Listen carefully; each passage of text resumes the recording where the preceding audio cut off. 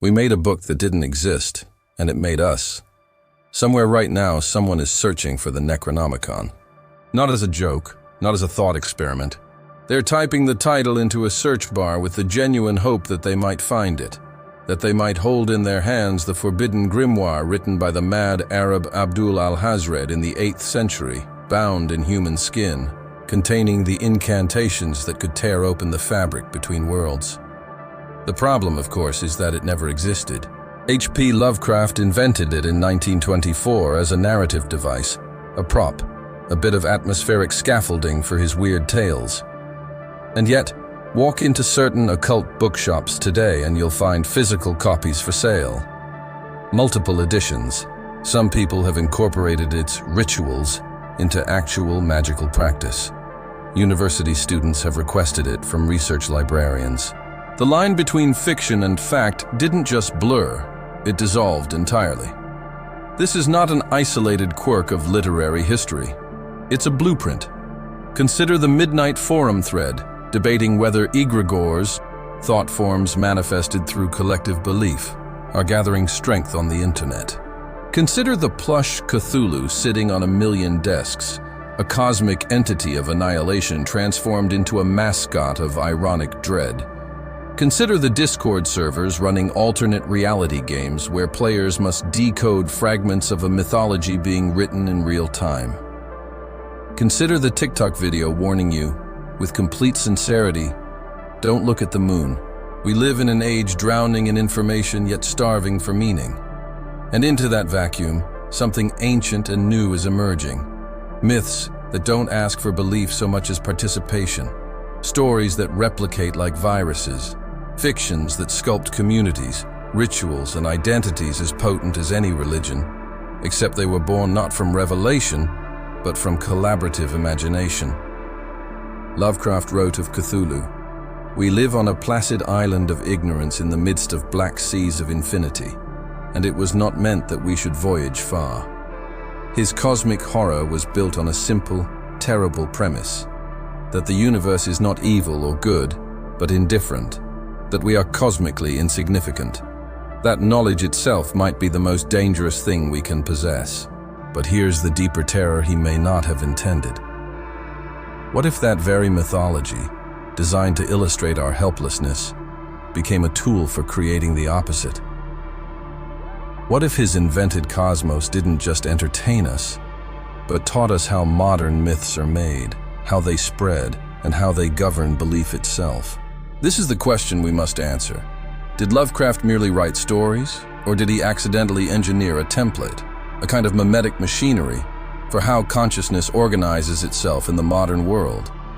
Did he give us the architecture for contemporary cults, online movements, and the strange new religions being born in comment sections and subreddits? The evidence suggests something unsettling. The tools he pioneered, the fake citations, the collaborative world-building, the mythology distributed in fragments, the sacred objects that exist only because we agree they do. These are now everywhere. In creepypasta, in conspiracy theories, in brand mythologies and political movements, in the very way platforms shape what we believe is real. This is not a horror story. This is an anthropology of fear and a study of how our minds ritualize the unknown. It's an investigation into how myths function as living systems, how they hijack our cognition, and how the infrastructure of their distribution shapes their power. Because if a book that never existed can become real simply by enough people acting as if it were, what else can our collective imagination summon into cultural fact? What gods are we birthing without noticing? And what happens when the line between the story we're telling and the reality we're building becomes impossible to locate? The answer begins not with monsters, but with the specific historical moment that made those monsters necessary. To understand how Lovecraft became a cathedral for modern mythmaking, we must first understand the earthquake that demanded new architectures of meaning. Picture the world into which Howard Phillips Lovecraft was born in 1890. It was a civilization in the midst of profound vertigo. Within a single human lifetime, every metaphysical assurance that had anchored Western consciousness for centuries was being systematically dismantled. Darwin had revealed that humanity was not a special creation, but an accident of selection. One twig on a vast, indifferent tree of life. Einstein had shown that space and time were not fixed stages, but warping fabrics. That simultaneity itself was relative. Hubble's telescopes were beginning to expose a cosmos of such staggering scale that our entire galaxy was revealed as a minor suburb in an expanding universe of billions. And then came the war. World War I didn't just kill 10 million people. It killed the Enlightenment story of inevitable progress. Poison gas, machine guns, and industrial slaughter demonstrated that rationality and technology could serve annihilation as easily as liberation. The Spanish flu followed, killing 50 million more, a reminder that invisible forces could erase us without malice or meaning. This was the crisis of modernity, not the loss of God, but the loss of mattering. The old myths, the ones that placed humanity at the center of cosmic drama, had become untenable. But human consciousness abhors a vacuum. We are meaning-making machines. When the old stories collapse, we don't stop telling stories. We start building new ones. The modernists knew this. T.S. Eliot described James Joyce's Ulysses as employing a mythic method, using ancient structures to impose order on the chaos of contemporary life, to make the modern world possible for art. Eliot was trying to salvage meaning by overlaying classical myth onto the fragmented present. Lovecraft took the opposite approach. His mythic method wasn't to redeem modernity through myth, but to expose the abyss beneath both. His invented pantheon, Cthulhu, Azathoth, Yog-Sothoth, were not gods in the traditional sense. They offered no salvation, no moral order, no interest in human affairs whatsoever. They were the embodiment of cosmic indifferentism, the revelation that the universe doesn't care. But Lovecraft didn't invent this sensibility from nothing. He was synthesizing a lineage. Edgar Allan Poe had pioneered psychological dread, horror arising not from external threat, but from the disintegration of the narrator's mind. Arthur Machen, in The Great Godpan, introduced the terror of encountering the pre-human, the suggestion that beneath the veneer of civilization lurked older, incompatible realities. Algernon Blackwood's The Willows presented nature itself as an alien presence, indifferent and overwhelming. Lord Dunsany crafted The Gods of Pagana, an entire invented pantheon complete with creation myths and archaic tonality, proof that one could build cosmologies from whole cloth. And Ambrose Bierce and Robert W. Chambers, with The King in Yellow, pioneered the forbidden text strategy, a book within the story that drives readers mad, a piece of weaponized information. Lovecraft absorbed all of this and forged it into something new, a systematic cosmology of dread, rendered in the language of pseudo-scholarship. This was his genius, the technique that would make his myths infectious. He didn't just describe alien gods. He built an entire apparatus of false evidence. The Necronomicon, Miskatonic University, the town of Arkham, the Pennacotic manuscripts, the faux Massachusetts geography of Innsmouth and Dunwich. He created a bibliography and geography of a reality that didn't exist, but which felt exhaustively documented. Literary theorist Gérard Genette called these elements paratexts, the footnotes, citations, and framing devices that surround a narrative. Lovecraft weaponized them. His stories are filled with scholarly references, footnotes to imaginary journals, quotations from books that were never written. This wasn't ornamentation. It was persuasion architecture. It hacked the reader's trust heuristics. We are trained to believe that citations equal credibility. Lovecraft exploited that conditioning to make the impossible feel researched. But even more crucially, he made his mythology open source. Lovecraft was a tireless correspondent, writing tens of thousands of letters to fellow writers, fans, and members of the amateur press associations that functioned as early fandom infrastructure. In these letters, he freely shared his invented gods, his forbidden books, his cursed towns.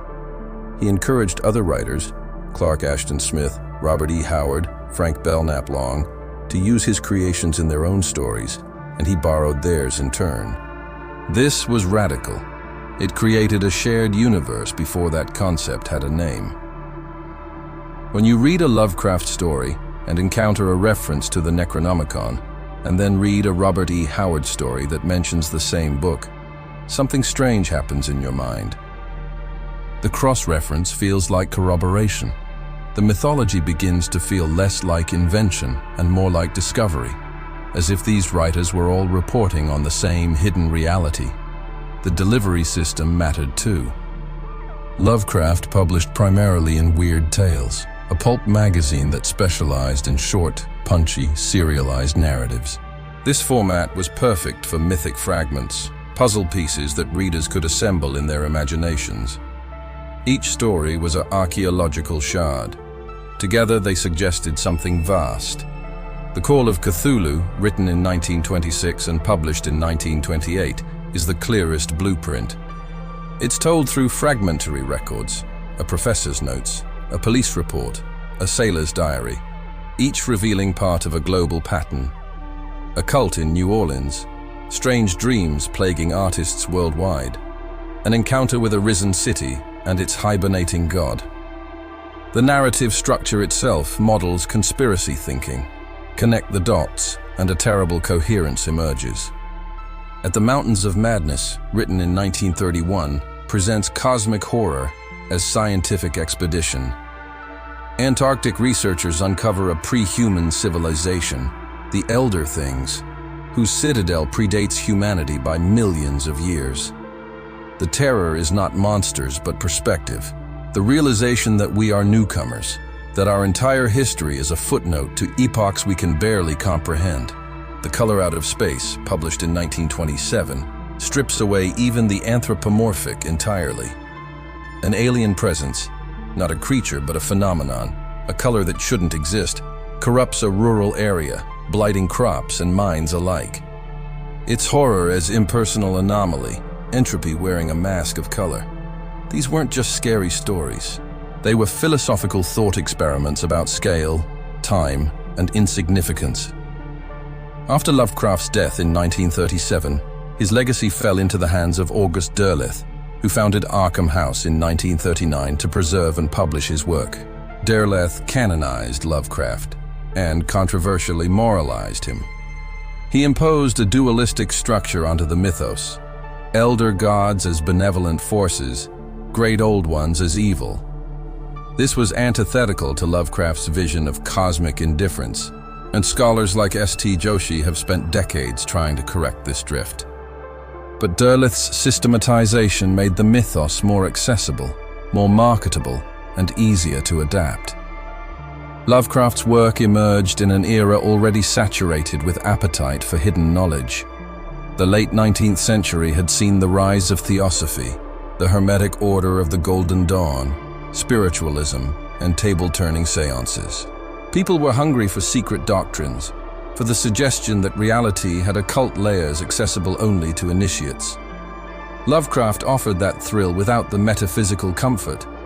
His mythos was esoteric without being redemptive, a secular mysticism of dread.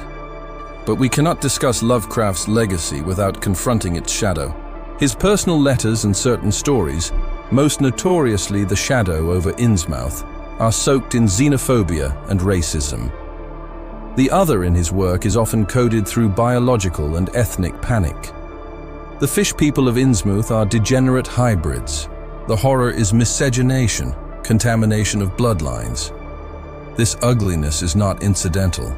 It shaped the texture of his dread. Contemporary scholarship works to disentangle Lovecraft's aesthetic innovations from his repugnant ideology. We can learn from his myth-making techniques without enshrining his bigotry. The uncomfortable truth is that some of his most effective horror draws power from prejudice, and recognizing that helps us avoid replicating it in our own modern myths. Lovecraft gave us a template. Invented cosmology, collaborative expansion, pseudo-scholarly framing, distributed in fragments, designed to exploit the gap between knowledge and ignorance. He built a mythology that felt ancient, and discovered rather than authored. And he did it at the exact moment when the old certainties were collapsing and new ones had not yet formed. He didn't predict the internet, but he built the blueprint for how myths would operate once it arrived. Now we descend into the machinery itself, the cognitive gears that Lovecraft's mythos was engineered, knowingly or not, to manipulate. Because cosmic horror is not just a literary genre. It's a precision instrument for exploiting specific, predictable features of human psychology. Understanding these mechanisms reveals why Lovecraft's myths stick, spread, and in some cases, colonize belief itself. Start with the most fundamental. The unknown is a superstimulus for the human brain. We evolved in environments where unresolved threats could kill us. Our ancestors who ignored the rustling in the grass didn't become our ancestors. So our brains developed a negativity bias, a built-in alarm system that prioritizes potential danger over potential reward. Uncertainty is metabolically expensive. The mind craves closure, craves explanation, because explanation allows prediction, and prediction allows survival. Lovecraft understood this instinctively. His stories are engines of irresolution. They dangle explanations just out of reach. They use language that signals reality itself is broken, non-Euclidean geometry, angles that were wrong, colors that shouldn't exist. These phrases don't actually explain anything. They do something better. They announce that explanation is impossible. Your cognitive map has failed. You cannot orient yourself. The terror is not the monster. It's the realization that your categories for understanding the world are inadequate. This is the mathematical sublime. Philosophers Edmund Burke and Immanuel Kant describe the sublime as the feeling produced by confronting something so vast, a mountain range, a storm, the night sky, that it overwhelms our perceptual and conceptual faculties. It's a mixture of awe and terror, the pleasure pain of recognizing our smallness.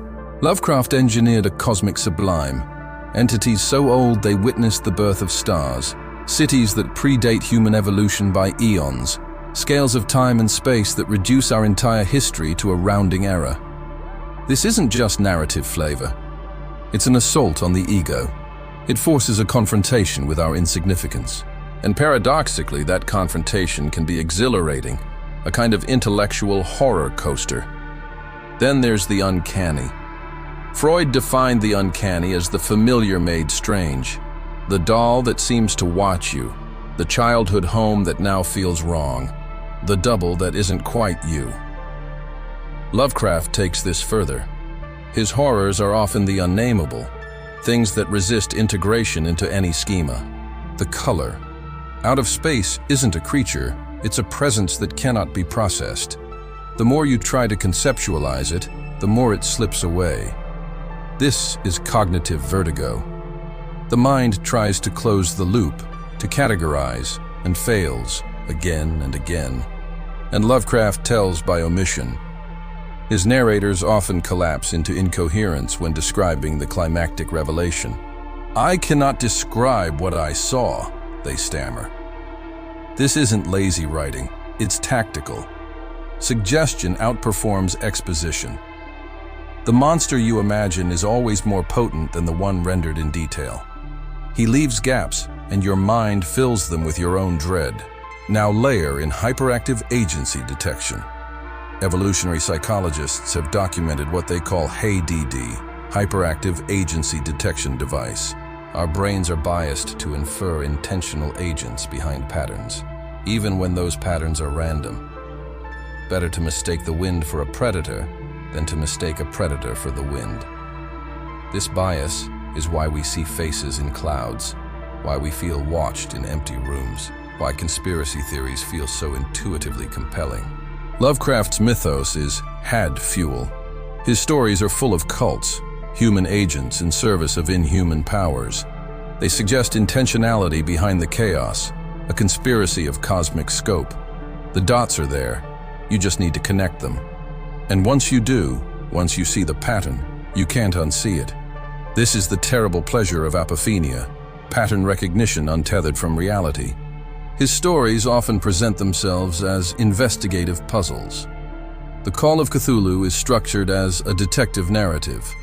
The narrator pieces together his late uncle's notes, cross-references newspaper clippings, interviews witnesses, and triangulates a global conspiracy. The reader is invited to solve the mystery alongside him. This is participatory. It transforms passive consumption into active collaboration. You're not just reading about the mythos, you're uncovering it. And then there are the sacred objects, the Necronomicon, the Elder Sign. These function as memes in the technical sense, self-replicating units of culture. They're simple, provocative, and adaptable. The Elder Sign is just a glyph, but it becomes a badge of in-group identity.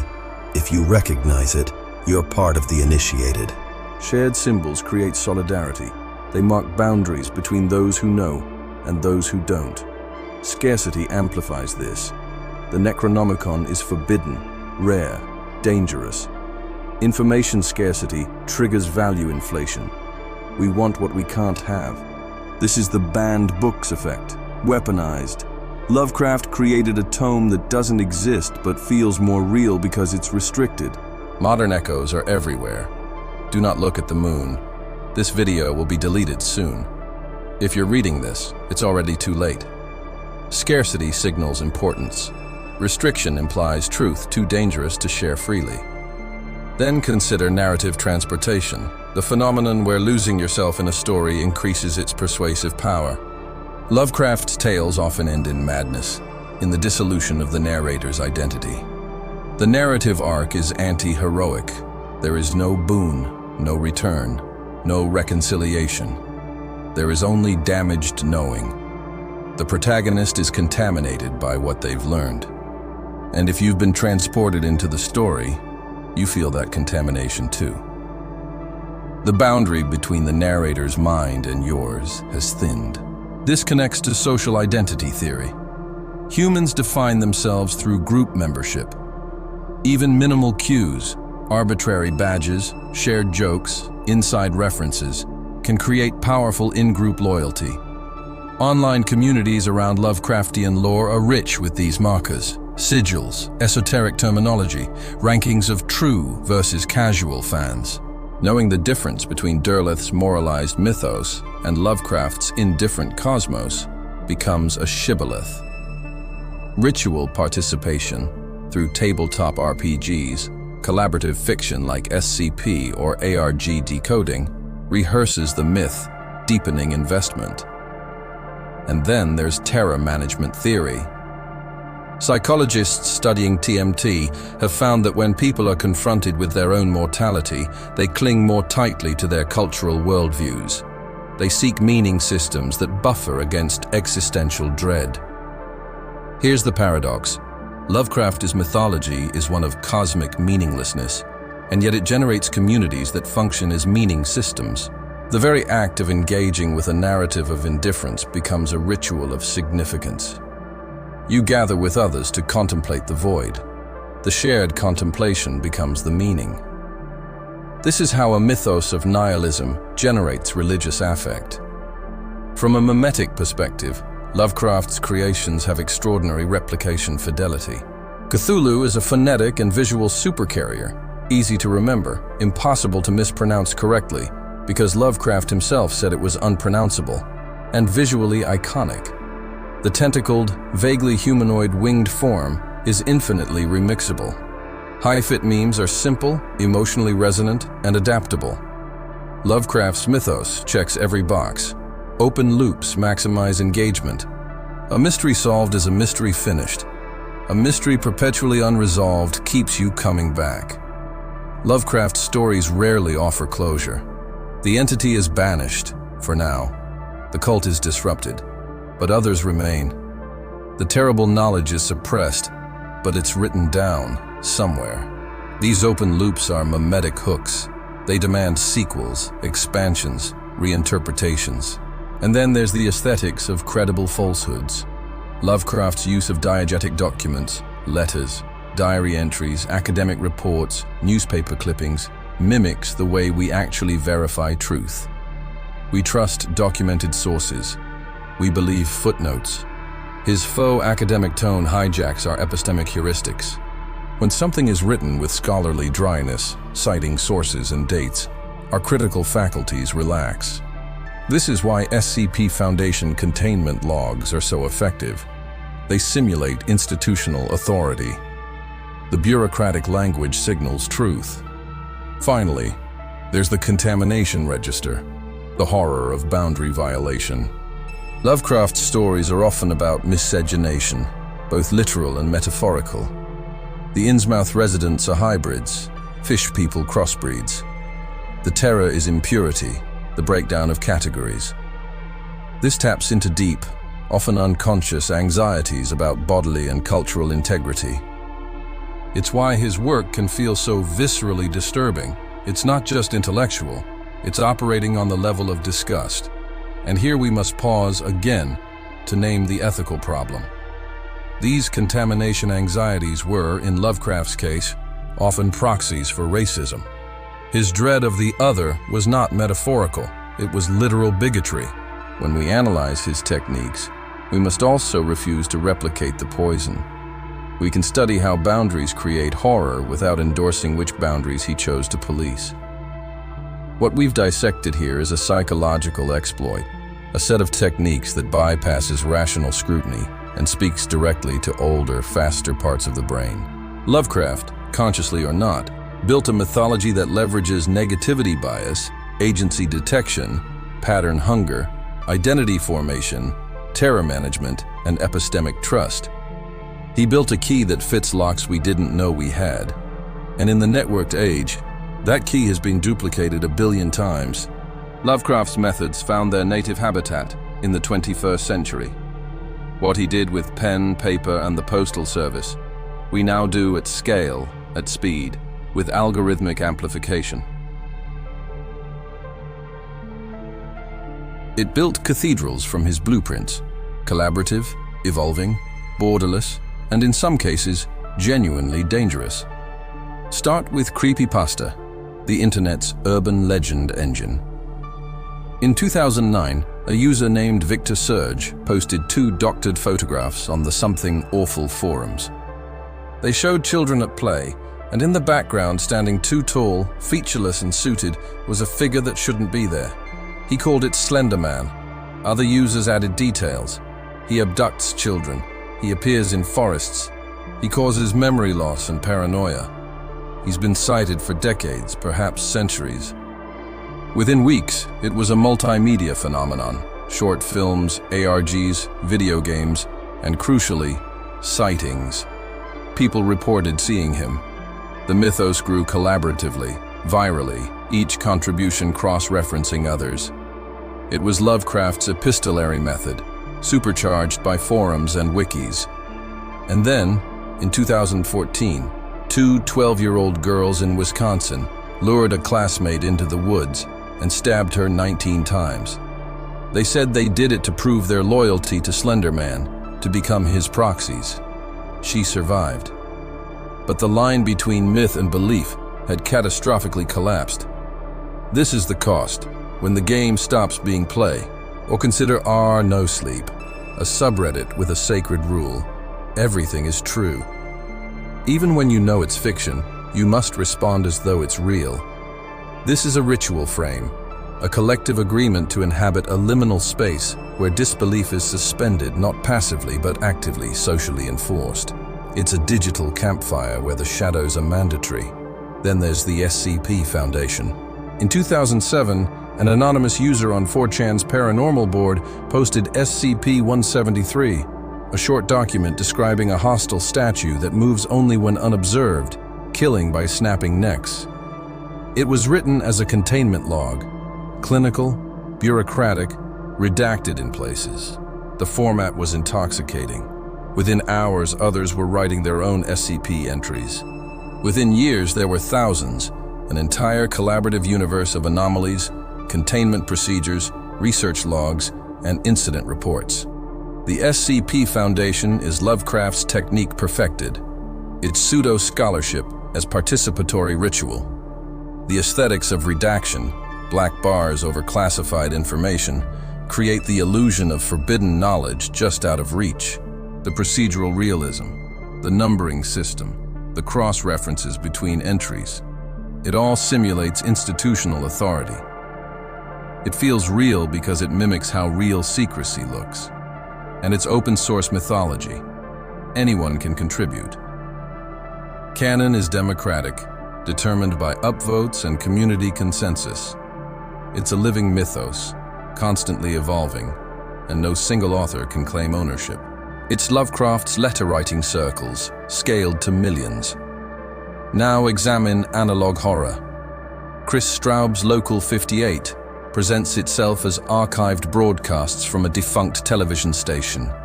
In one episode, a cheerful emergency alert suddenly interrupts. Do not look at the moon. The broadcast deteriorates into static and contradictory instructions. The implication? Something has compromised the moon, or our perception of it. Viewing it is dangerous.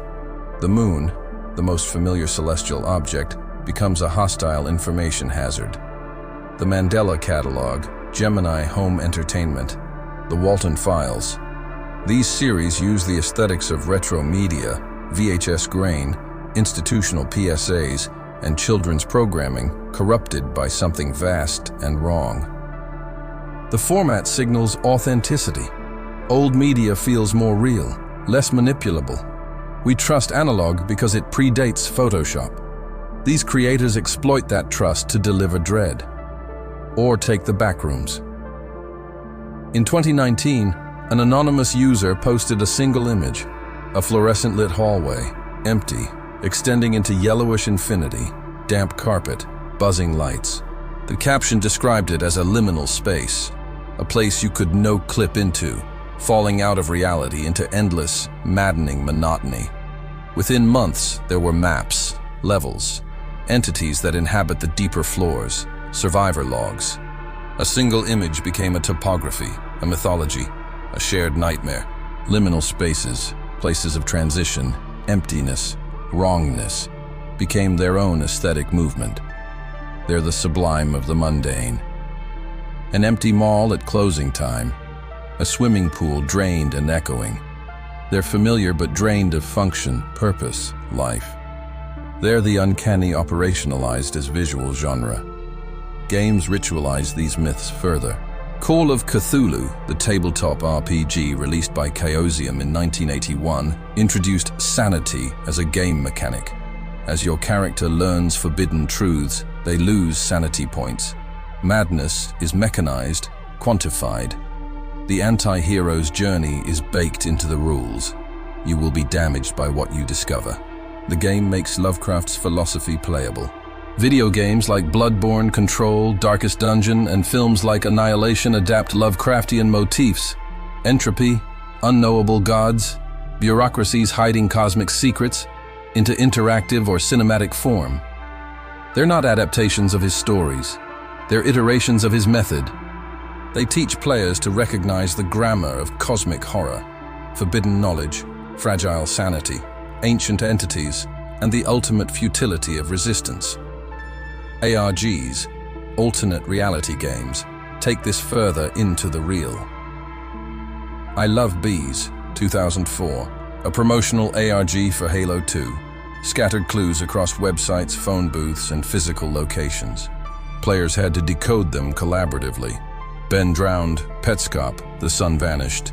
These sprawling narratives require collective investigation, shared spreadsheets, community forums to track every clue. They blur the line between game and reality, between story and world. Participants aren't audiences. They're investigators, cultists decoding the fragments of a hidden truth. And then there's QAnon. Here the mechanism goes pathological. QAnon adopted the same architecture, cryptic drops, breadcrumb clues, a narrative of hidden evil and secret knowledge. Followers called themselves bakers, decoding the crumbs. The community coalesced around pattern finding, apophenia transformed into identity. It was participatory mythology, except the participants believed the enemy was real, the conspiracy literal, the calls to action urgent. It was Lovecraft's toolkit weaponized for radicalization. Or consider egregores and tulpomancy, concepts borrowed from Western occultism and Tibetan mysticism, now circulating on message boards. Communities discuss whether collective attention can manifest thought forms, entities that gain autonomy. In 2022, an AI artist using negative prompts repeatedly generated an image of a woman's face, distorted and unsettling, which she named Loab.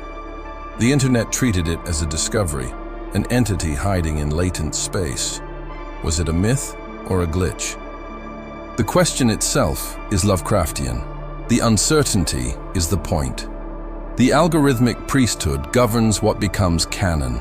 Recommendation engines on YouTube, TikTok, Reddit. They determine which stories spread, which mysteries gain traction.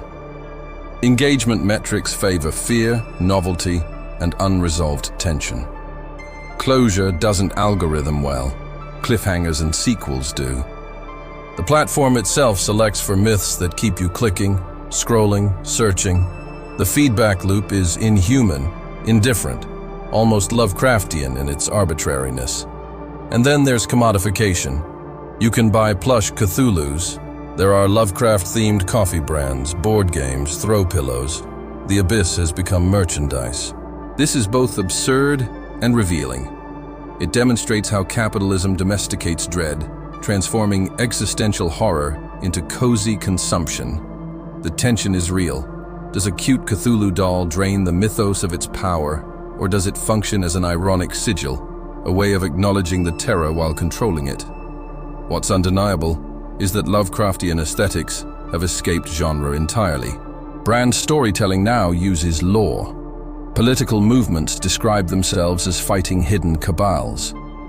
Wellness influencers talk about awakening to suppressed truths. Everywhere the language of myth, the posture of the initiate, the promise of secret knowledge. Lovecraft's architecture, even when his name is nowhere in sight. The modern cult is not a compound in the desert. It's a subreddit with pinned resources. It's a Discord with roles and channels. It's a TikTok rabbit hole that starts with a curious video and ends 6 hours later with you convinced you've uncovered something real. The infrastructure has changed. The psychology has not.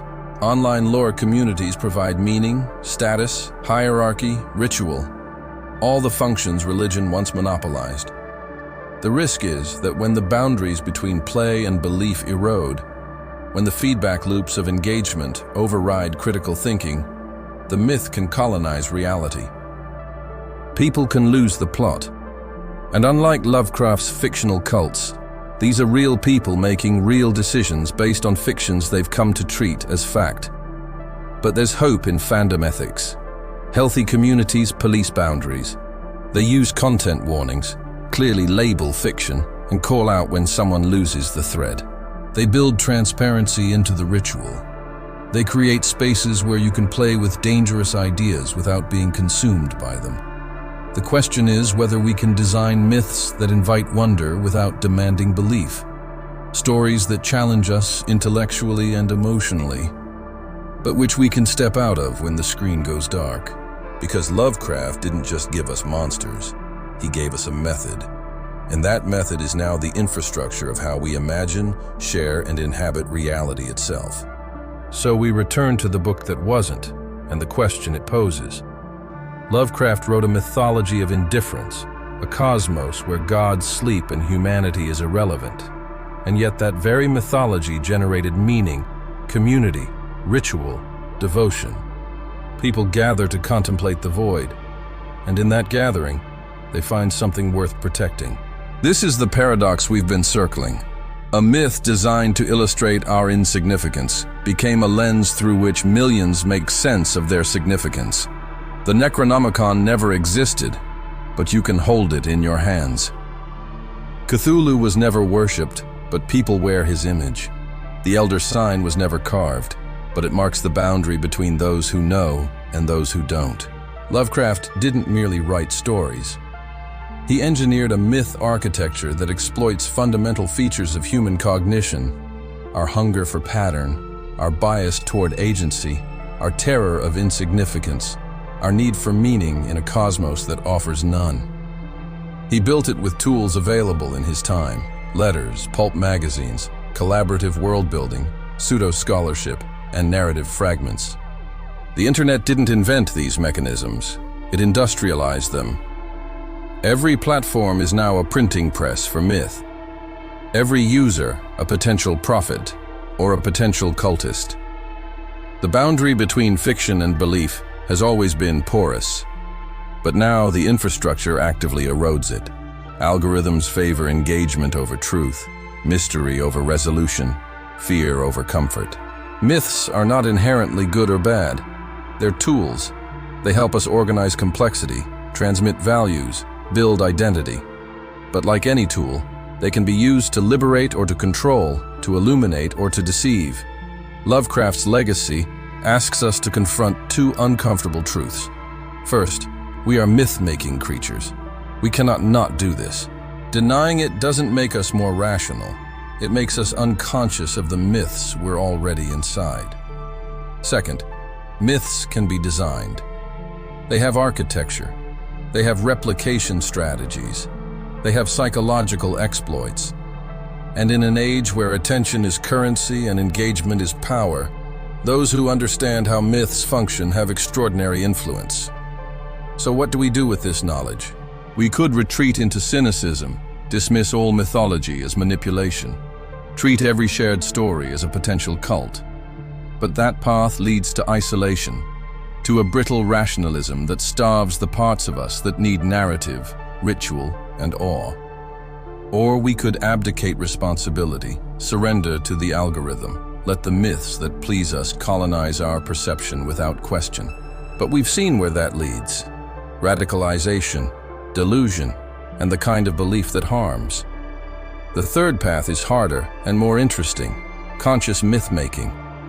We need to cultivate literacy in how myths operate, not to destroy them, but to participate in their creation responsibly.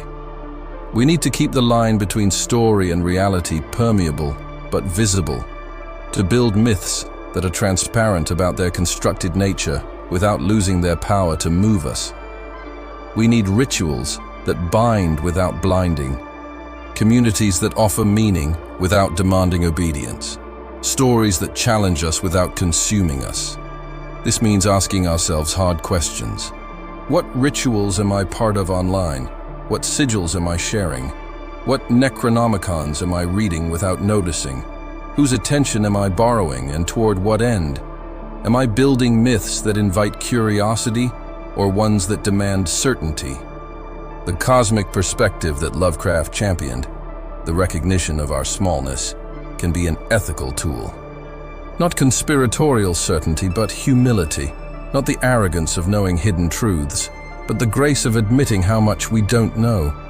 The universe is vast and indifferent, yes, but that means we're free to choose what matters. We're not cosmically mandated. We're cosmically optional. And that's terrifying and liberating. The market will always try to commodify wonder, to turn the sublime into clickbait, the sacred into merch.